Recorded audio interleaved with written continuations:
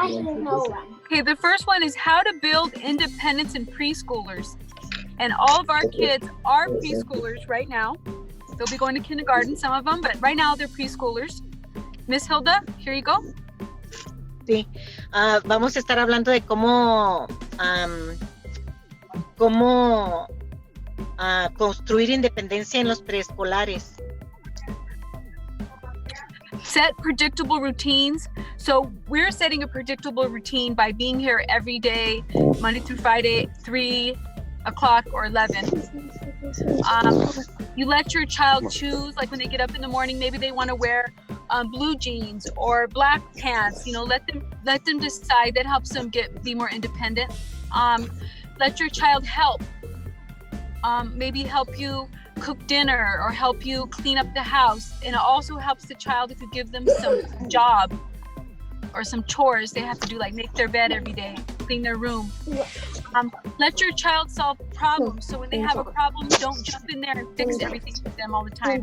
Encourage projects. Projects is like art, building things, stuff where they make stuff. That helps grow their self-esteem too.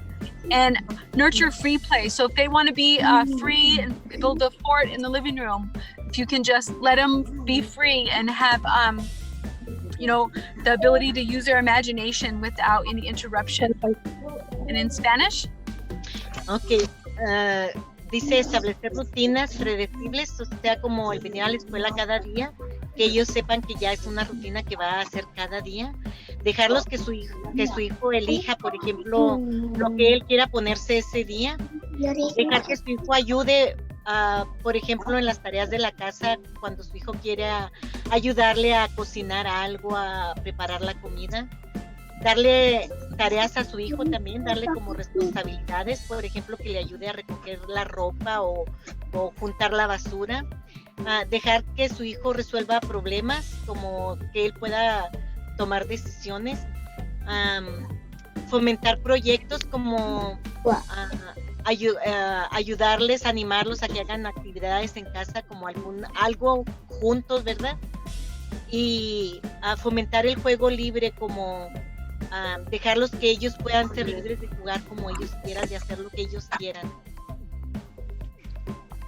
Okay, Miss Renee. Okay, what to say while they play? You tell them stuff like, oh, I like how you're keeping all your toys in your space so we don't trip and you're keeping the house clean. And then you say, reflect means you remember that time when you cleaned up all your toys before dinner and we were on time. Remember that time when you got dressed on time so we could be on time for school. Remember that time when you helped me do the dishes. And then imitate, you want them to imitate what you do. So you show them exactly what you want them to do and you tell them, this is exactly what I want you to do. I want you to fold the shirt like this and put it in the drawer. I want you to walk like this in the house. I want you to sit like this at the appointment with the doctor. Or I want you to behave like this at the store. You tell them exactly what you want. You describe what they're doing. You say things like, oh, I see that you're sitting nicely at the doctor's office. That tells me that you're being responsible and that you care about other people, and that you maybe that you are practicing respect. And that tells me that you are caring, and just describe all the good things that you like what they're doing, and be enthusiastic. Like if they bring you a paper and it's the same paper, you saw it a million times because they always draw the same thing, be enthusiastic about it every single time. Okay, and in Spanish, Miss Hilda? Okay, ¿qué decir mientras juegan? Por ejemplo, que él hizo todo, recogió toda su ropa o sus juguetes muy bien y le da un premio porque él ya hizo todo eso muy bien. Y enseñarles, ¿verdad? Imitar cómo ellos deben comportarse, por ejemplo, cuando van a la cita del doctor, cómo deben de sentarse, enseñarlos para que ellos puedan imitar y aprender, ¿verdad? corregir lo que están haciendo. Oh, yo veo que estás haciendo muy bien, que estás sentadito, calladito mientras estás en la oficina del doctor.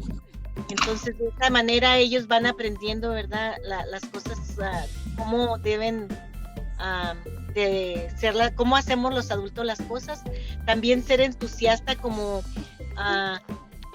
decirles, emocionarlos con las cosas que ellos hacen y para que ellos sigan adelante, ¿verdad? Como decirles, oh, mira, qué bien estás trabajando, qué bonito hiciste esto, me gusta, sigue adelante. Okay, Miss Renee. Okay, so like I said, this is not only for the teachers to talk, but this is for the parents. I want you guys to say, you know, what are you doing with the kids at works? How are you building their self-confidence and making them feel like they can be independent and they could do things on their own? Does anybody have anything to share? And if you don't have something to share, that's okay too. Ok, está la maestra diciendo que estas cosas no solo son para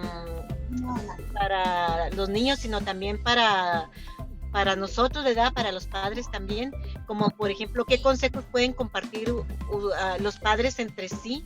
¿Qué hacen para que su hijo trabaje mejor? Y está preguntando si alguien quiere compartir algo que haga en casa y que trabaje con su niño, ¿cómo le hace para que su niño haga mejor? Si quiere compartir algo. Miss Hilda. Sí. No sé, pero como por ejemplo, cuando dijo usted que cuando recojan su cuarto, sus zapatos o algo, que se les dé como un premio. So, yo pienso que no, porque es como crearle responsabilidad a los niños, ¿no? Bueno, ahí dice que debe dársele alguna actividad para que hagan ellos. Miss Hilda, would you mind to translate for us? Sí, she says when we're talking about like let me go back, like price them, and she say maybe it's not okay for them because then we are giving them responsibilities. Yeah, and kind of when you give kids too much praise, you give them false hope. And that's on actually the next subject that we're going to talk about. So obviously you do want to tell them when they do something right. You obviously want to say something, but you can't tell your kid, oh, you can do anything you want to be in the whole world, because you really can't.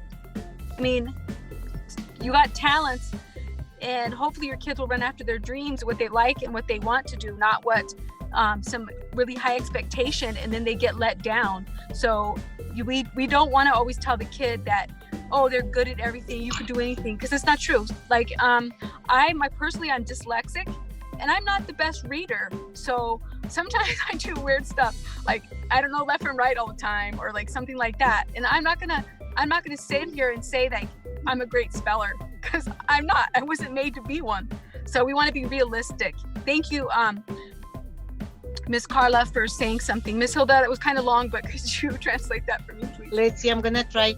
Sí, dice que precisamente íbamos a hablar de eso. Dice, sí, que no debemos de premiarlos, sobre premiarlos, porque no está bien, ¿verdad? Pero algunas veces sí es bueno darles un premio, no sobre premiarlos. Vamos a hablar más adelantito de eso. Y dice pues que, oh, I got lost, Renee. You talk too much. I know. It's okay. Miss Hilda, you know the same information I do, so. Yeah. Okay, so we can go to the next one. Okay. Okay. So the next subject is about kind of around the same, it's 11 tips. And let me do it in Spanish and English again.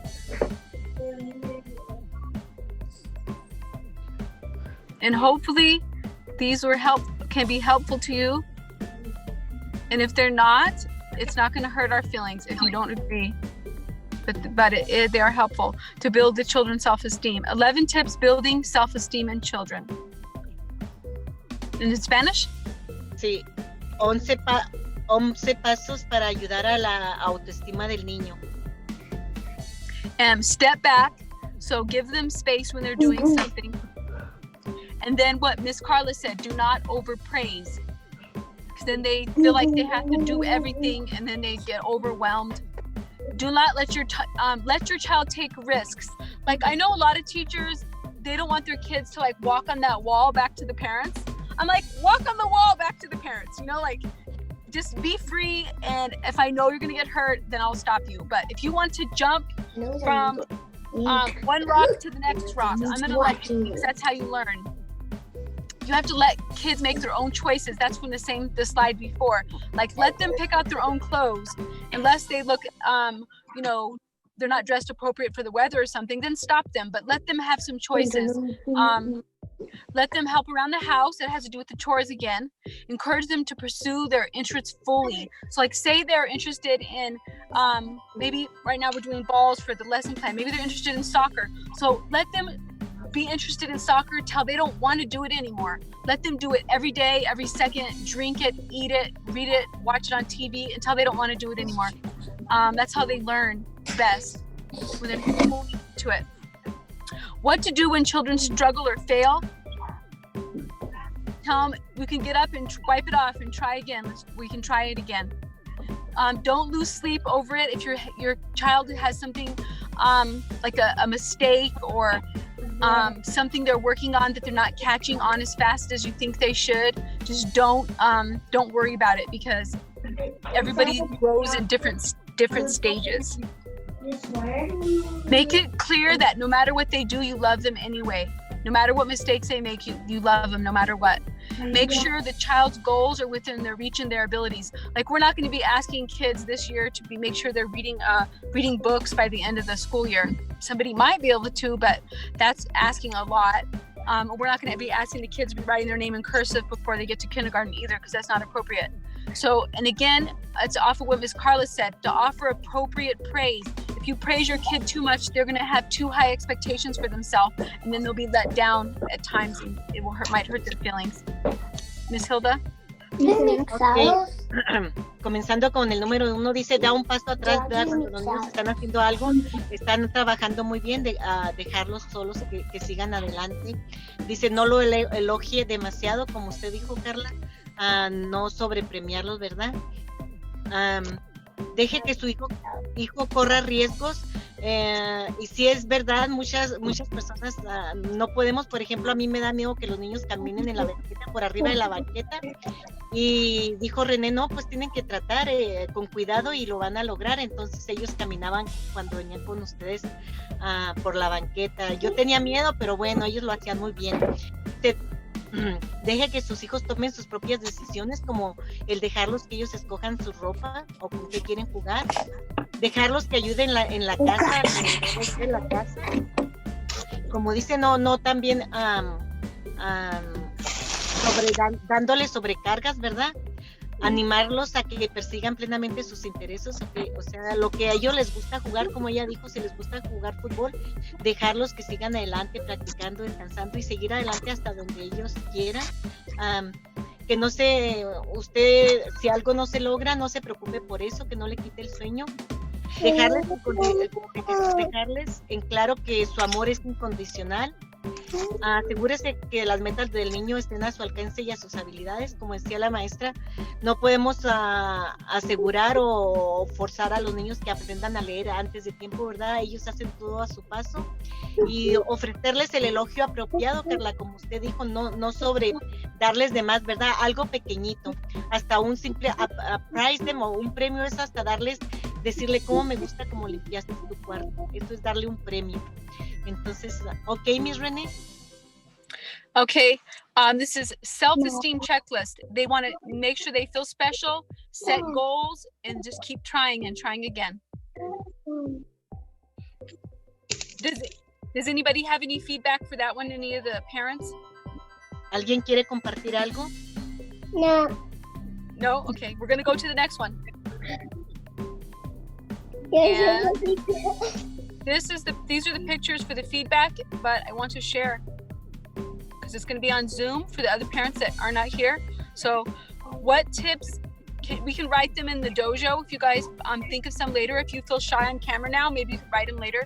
But what tips can you give to the other parents? And what's working for your child? And what do you want to share with the group?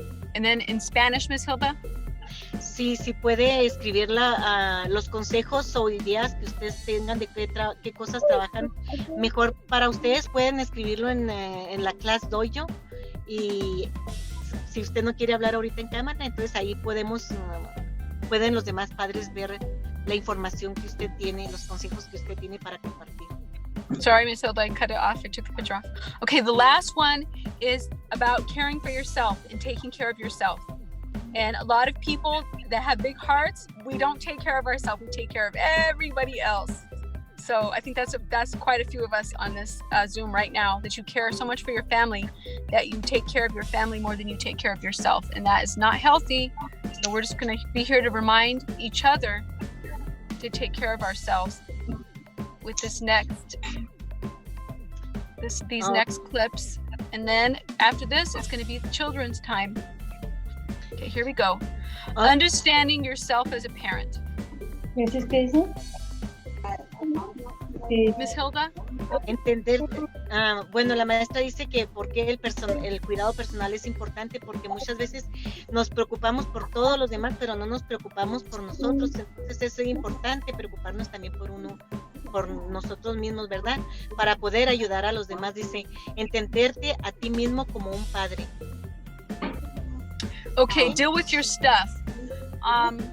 That means if you're in a bad mood because when you were little, your parents were mean to you, like you're gonna have to deal with that stuff, because then you're gonna turn it and then you're gonna put it on your kid and you're gonna take it out on your kid. So you gotta deal with your stuff growing up so you can be a better parent.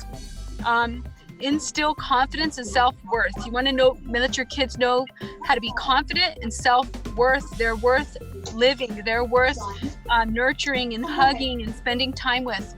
You understand the development and the attachment. As they grow older, the kids are not going to want to spend every time with you, and you need to start working on helping them be independent, so when they're away from you at school, that they make good decisions. When they're away from you, when they go to their friend's house, they make good decisions. So discipline also, it means to teach. It doesn't mean to hit or to punish. It means to teach. So you tell the kids why. When you say, no, don't touch that, it's hot, you're telling them why. Or you say, you have to wear your jacket outside, and they're like, I don't want to wear my jacket, and they fall on the floor and start crying. Then when they stop crying, you tell them, you have to wear your jacket because it's cold and I care about you and I don't want you to get sick. So you always tell your kids why, and that's teaching them, not punishing them or physically hitting them. What do you want to teach? Most parents want to teach empathy, and that means that you are showing the kids to care about other people's feelings, respect others, have manners and patience. And the way that you can take care of yourself is to say no. Sometimes they'll ask you, oh, mommy, please, oh, daddy, please, please, please, and then finally you give in. Just say no, and if you're firm with your no's, then they'll know that you mean it. You can get counseling if you have old stuff to deal with from your childhood. You could pick up a new hobby. I like to walk. I like to lift weights with my husband. I like to do crafts. And I like to watch home remodeling shows. You could set time alone for yourself. That means you are alone. There's nobody there, not an adult, not a phone. Well, maybe your phone, not people on the phone talking to you, getting your attention, not the kids, animals, nothing. You're just by yourself and you're relaxed.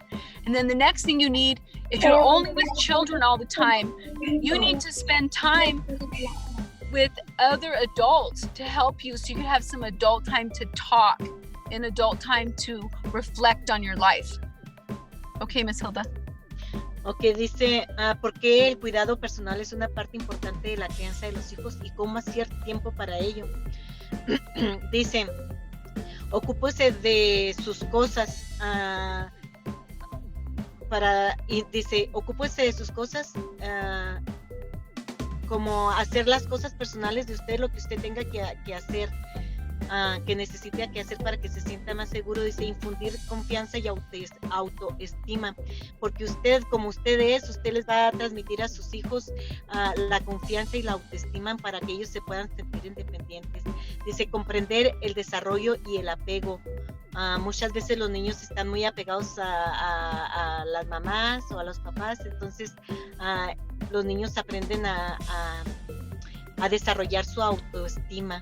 Dice disciplina significa enseñar. Muchas veces significa enseñar, por ejemplo, usted le está enseñando algo a su niño cuando usted le dice, por ejemplo, en las mañanas que se ponga su chamarra y la niña no quiere, usted le está enseñando y le dice tiene que ser así, tienes que ponerte la chamarra y decirle el por qué, porque está haciendo frío, usted le está enseñando, ¿verdad? Enseñarles entonces disciplina significa enseñar, como empatía, hacer que los niños piensen en cómo se sienten otros niños, cómo se sienten otras familias, enseñarles modales, enseñarles paciencias, y cuando usted tenga que decir no, diga no, que su no sea no, porque muchas veces los niños quieren algo que uno sabe que no se los debe dar y tanto insisten los niños que al final termina uno dándoselos. Entonces que su no sea no. Obtener asesoramiento si usted necesita que, por ejemplo, consejería, ¿verdad? Por algo que usted tenga de cómo se siente, puede buscar asesoramiento para que le ayuden. Dice también elegir un nuevo pasatiempo, algo que a usted le guste hacer, sea la lectura, sea tejer, cualquier cosa que le guste a usted, para usted, que se dé tiempo para usted mismo. Y también que tome un tiempo para platicar con otros adultos, ¿verdad? Para compartir, para relajarse, hasta para compartir cómo se está sintiendo hoy. Muchas veces platicar con alguien ayuda a sentirse ya mejor con las cosas que uno no entiende o con las cosas que está batallando en ese momento. Gracias. Ok, Miss Renee. Okay. Why self-care is an important part of parenting and how to make time for it. So again, I'm going to ask the parents, what do you do for yourself? What are you going to do today? Or maybe you start getting burned out by Friday. Like, what are you going to do for yourself? I know Miss Ruby does crafts. Jimena's mom, I know she exercises. Gonzalo, what are you going to do for yourself today? I like to go in my backyard, and sometimes I'll put headphones on even while the kids are next to me and just listen to music. Kind of get away. Yeah. Yeah, music. I forgot about music. My husband loves music, and that's his thing too. So music, exercise, crafting. Miss Hilda, what are you going to do for yourself today? I'm going to listen music. Music. I love Christian music. Very good. Okay, this was nice. And the cat. Oh, hello, cat. Hello. Hello, my dear cat. Meow meow. Okay. Actually, that is the end of the parent meeting. I do have something I want to share. Let's see if this is on here. Oh, it's not on here. I'll have to share it next time. It's this thing, and it's about that school. I sent it to Miss Hilda. Maybe I'll just forward it to you guys. But it's this little thing. It's something I found on the internet that I thought was really good, actually, for the kids. And it says, childhood is not a race to see how quickly a child can read and write and count. Childhood is a small window of time to learn and develop at the pace which is right for each individual child. So don't compare your kids. I think that hurts the kids' feelings too, but hurts them emotionally when you compare them to other people, even other siblings. So you'd be like, oh well, so and so, they were reading and writing when they were 3, and you're only 4 and you haven't done it yet. So then that hurts their feelings and their self-esteem. So we want to make sure that we know that every child, just like every human being, we're all different, and we all like to do different stuff on our free time. We all like to we all learn at different paces, and it's just not fair to do that to the children. So make sure that that we are not doing that. And Miss Hilda, you did translate for that for me, but I cannot do it back. So I'm going to put it up, Miss Hilda, for you, okay? I got it over here. You do? Okay, cool. Because that was hard. Okay, go ahead. Dice que encontró algo que le gustó para compartir con ustedes. Dice, la infancia no es una carrera para ver qué tan rápido un niño puede leer, escribir y contar. La infancia es una pequeña ventana de tiempo para aprender y desarrollarse al ritmo adecuado para cada niño en particular. O sea, lo que quiere decir que aunque todos los niños puedan tener una misma edad, pero todos aprenden de una manera diferente. Cada uno aprende a su tiempo y a su paso. Entonces no los vamos a estar apresurando, sino que ellos van a ir adquiriendo todos los conocimientos necesarios en su tiempo, en su momento. Okay, Frankie. Okay. What is going to happen now is we're going to reconnect with the kids. We want to hear from the kids. We want to hear what do you guys do on your break. We want to hear what projects you worked on with the supplies we sent home. Charlotte, can you tell us what you did on the break? What stuff you got out of the bag and worked on? Projects? What about your Christmas presents? We want to know about your Christmas presents. Adrian? Hi. Adrian, your iPad is on mute. Hi, Adrian. Everybody. Hi. Hi, Mom.